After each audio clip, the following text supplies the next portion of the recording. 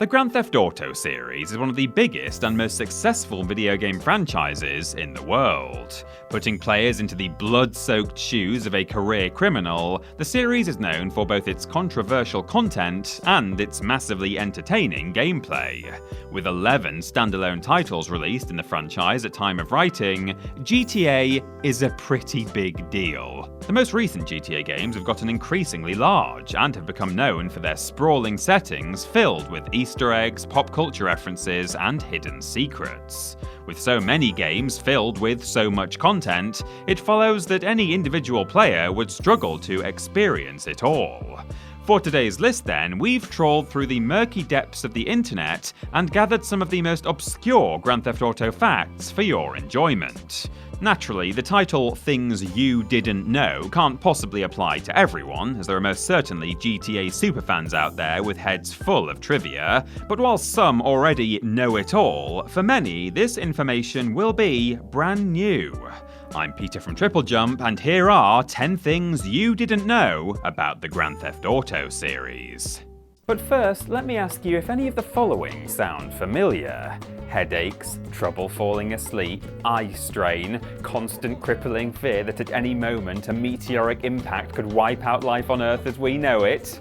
Well, I might be able to help you with 3 of those issues. We're all spending more and more time in front of a screen these days, whether that's at work, on the commute, or at home, especially fans of video games such as ourselves, and as a result, our eyes are constantly being exposed to blue light, which can cause the aforementioned symptoms.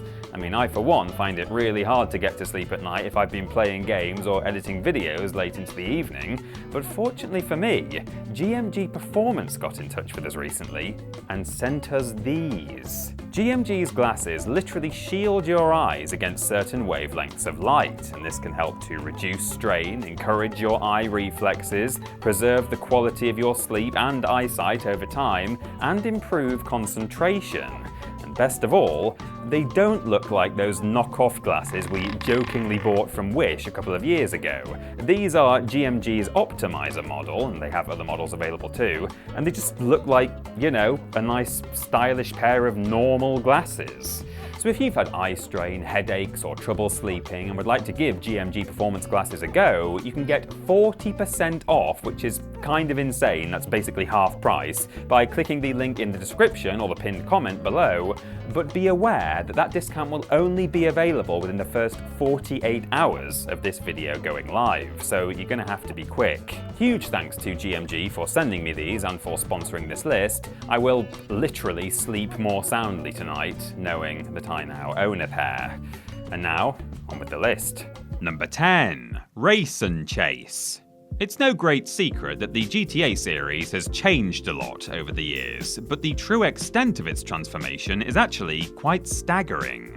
Upon its release, the game that started it all, 1997's Grand Theft Auto, used an arcade-style point system that tasked players with committing whichever crimes they fancied in order to finish each level.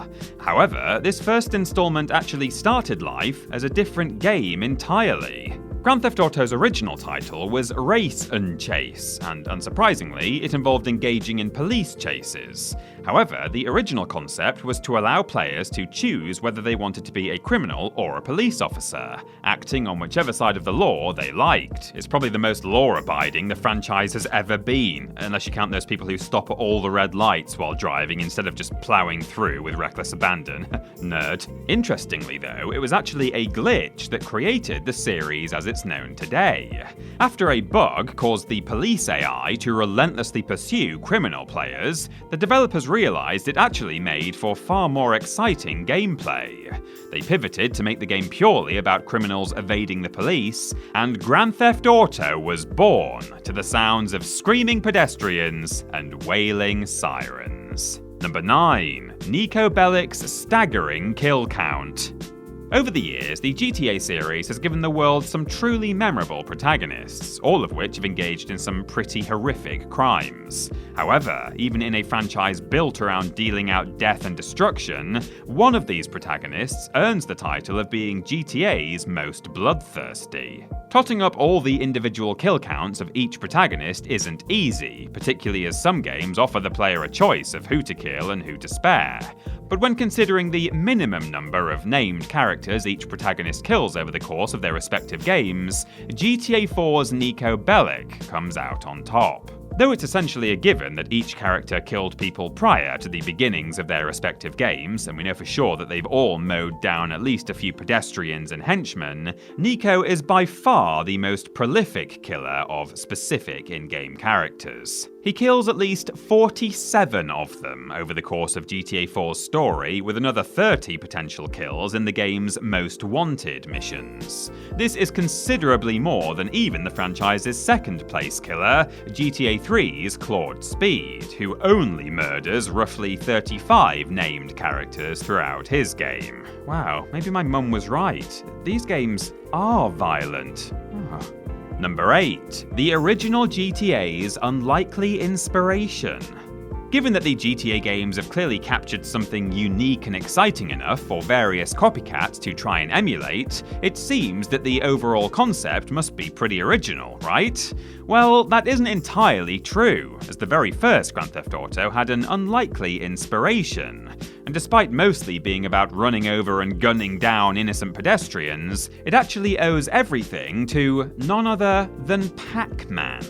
When looking at the modern titles in the GTA series, the original inspiration has been very much lost, but the first couple of games were played from a top-down angle, and mainly consisted of evading the police around busy city streets. The original race and chase concept we mentioned earlier borrowed the idea of being pursued from Pac-Man, with the police acting in place of the multicolored ghosts, and a violent criminal taking over the role of the iconic yellow pie chart fella. For context, in the late 90s, Pac-Man's popularity was on the decline, but only because the novelty had begun to wear off as technology moved on. Therefore, Grand Theft Auto's idea was an exceptional one. It took the excitement of Pac-Man's relentless pursuit, but updated it for a newer generation of gamers. The resulting formula was nothing short of a resounding success, and ultimately led to the series' lasting popularity. Number 7. Purposeful political unrest. It's a well-established fact that the GTA series has been no stranger to controversy.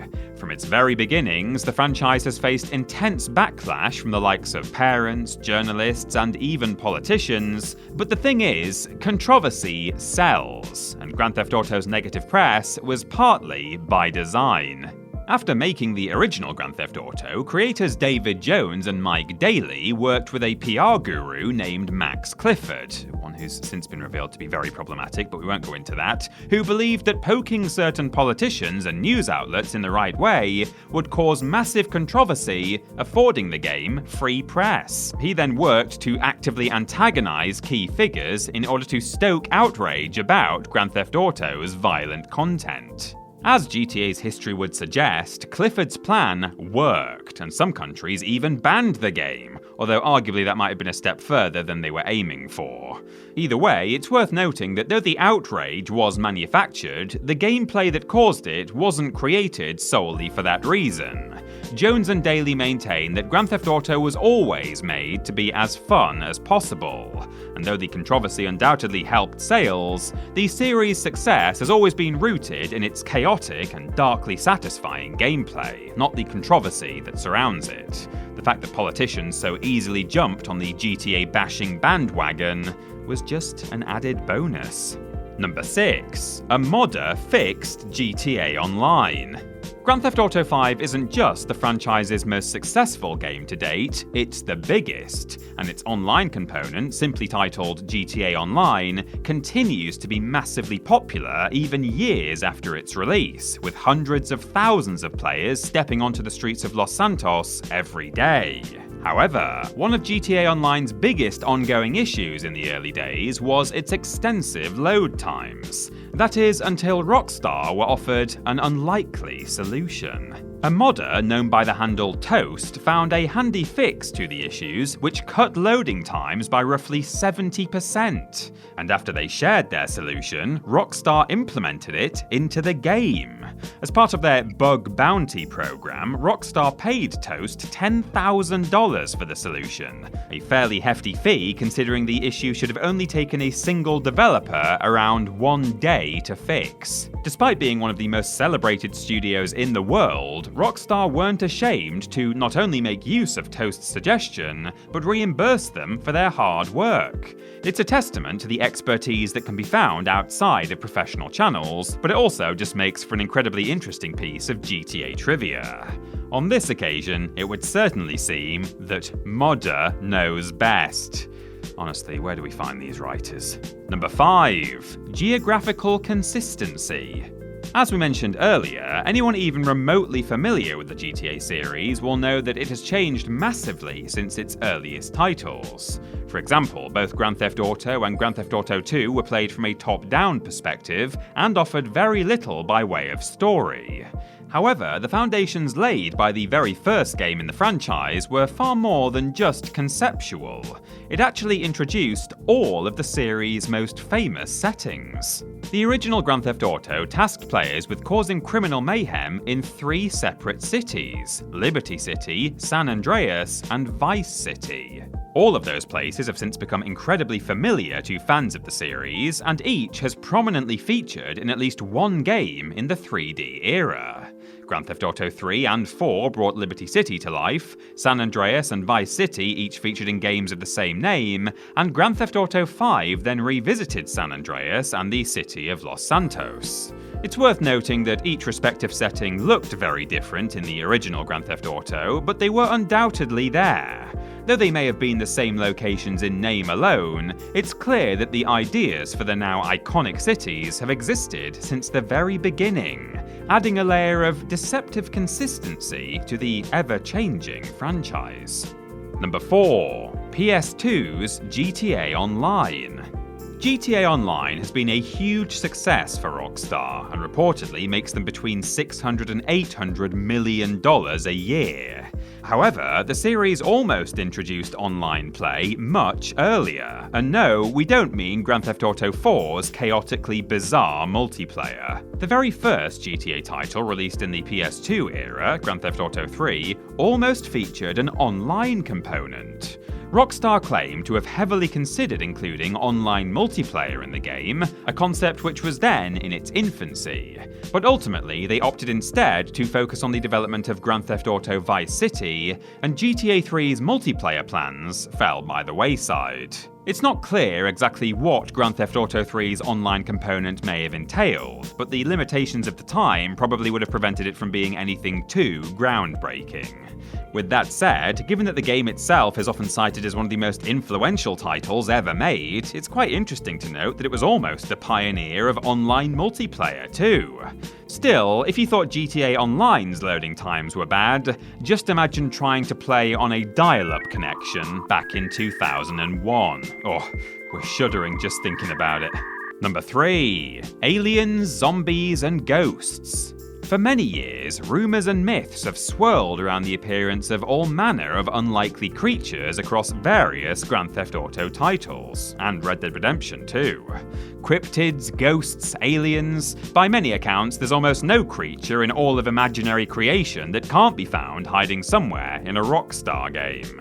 Strangely enough, many of these have actually been proven, making the GTA series far more fantastically supernatural than it otherwise seems. Throughout the world of Grand Theft Auto 3, eagle-eyed players have spotted newspapers emblazoned with the headline "Zombie Elvis Found." Though going by the name of the paper, we're gonna guess that this particular supernatural occurrence is probably sensationalistic journalism. Questionable headlines aside though, GTA 5 confirms that there's definitely more to the series than meets the eye. An alien can clearly be spotted in the game's prologue, and a trip to Mount Gordo at night reveals the ghost of Joe Jolene Cranley Evans, the deceased wife of Los Santos politician Jock Cranley. So, with aliens and ghosts confirmed to exist within the universe, zombie Elvis no longer seems like quite so much of a stretch. Even if we consider the lack of journalistic integrity such a provocatively named paper might have, it's clear that the GTA series is even further removed from reality than we initially thought. Number 2. GTA 2 The Movie. Arguably the biggest selling point of the GTA series is its interactive nature. Allowing players to vicariously and harmlessly engage in violent criminal behaviour has always been a major draw, but the franchise has briefly strayed into other mediums, and back in 1999, Grand Theft Auto 2 got its very own tie-in movie. Intended to serve as sort of a prologue to the game, GTA 2 The Movie is every bit as ridiculous as you might imagine. Clocking in at around 8 minutes long, it combines the violent chaos of Grand Theft Auto with the forced edginess of the late 90s, making for a perfect storm of cheesy nonsense. As far as short, live-action promotional movies go, it's exactly what you'd expect, with all the GTA hallmarks included. Police chases, carjackings, and hitmen armed to the teeth. Or beard, apparently. And just to hammer home how ridiculous GTA 2 The Movie really is, it features another Elvis reference, and although he's not yet a zombie here, he is present to witness the breakout of a gang war. The strangest thing of all, though, is it's entirely unclear how exactly the short film and game fit together, because the movie ends with protagonist Claude Speed being shot dead on the street. In true GTA fashion, it's utterly bonkers, but at least that means it's consistent with the franchise itself, I suppose. And number 1, Los Santos Family Ties. It's been relatively well publicised that GTA 5 used a number of real-life gang members to lend authenticity to its voice acting. However, what's a little less well known is that one of these voice actors actually has a strong family connection to the series itself. Sean Fontano, who performed the voice and motion capture for GTA 5 protagonist Franklin Clinton, also lent his voice to a minor unnamed character in GTA San Andreas. And in that game, he appeared alongside his real-life cousin, young Melee, who happened to voice none other than protagonist Carl C.J. Johnson. The family connection seems particularly fitting, because although CJ and Franklin aren't related in-game, their stories are loosely connected. Both characters are loyal to the same fictional gang and grew up in roughly the same area, albeit 2 decades apart. Stranger still is that both of the real-life actors are also from Los Angeles, on which their character's native city of Los Santos is based. Logical though it may be to use a voice actor with a previous connection to the series, it undoubtedly makes for an intriguing inclusion. What's more, the fan theory in which Fontano's unnamed San Andreas character is actually Franklin's in-game father practically writes itself. And regardless of whether it's true, the family connections within the GTA series, both real-world and fictional, add another fascinating trivia thread to an already rich tapestry.